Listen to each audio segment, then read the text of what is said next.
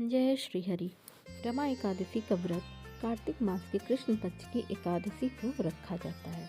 यह एकादशी भगवान विष्णु के साथ साथ माता लक्ष्मी, जिनका एक नाम रमा भी है, को समर्पित है, इसलिए इसे अत्यंत पुण्यदायिनी माना जाता है। इस व्रत की कथा का वर्णन स्वयं भगवान श्री कृष्ण ने धर्मराज युधिष्ठिर को सुनाया था, जिसका उल्लेख पौराणिक ग्रंथों में मिलता है। यह कथा बताती है कि एकादशी व्रत में श्रद्धा और नियमों का पालन करने वाले व्यक्ति को मृत्यु के बाद भी उत्तम गति और ऐश्वर्य की प्राप्ति होती है। राजा मुचुकुंद और चंद्रभागा की कथा। प्राचीन काल में मुचुकुंद नाम के एक धर्मात्मा और सत्यनिष्ठ राजा थे। उनकी मित्रता इंद्र, यम, कुबेर, वरुण और विभीषण जैसे देवताओं और महापुरुषों से थी। राजा मुचुकुंद स्वयं एकादशी का व्रत पूरी निष्ठा से करते थे और अपने राज्य की प्रजा के लिए भी एकादशी का व्रत करना अनिवार्य किया हुआ था। उनकी एक पुत्री थी जिसका नाम चंद्रभागा था। राजा ने अपनी पुत्री का विवाह राजा चंद्रसेन के पुत्र शोभन से किया।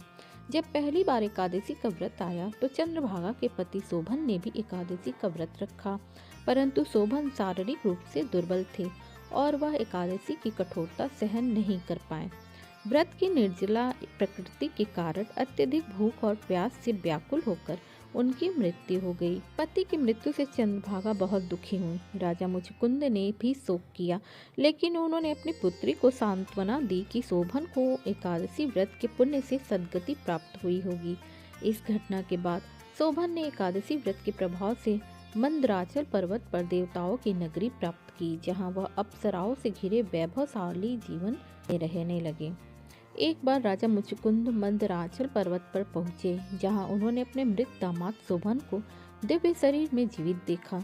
यह देखकर उन्हें आश्चर्य हुआ।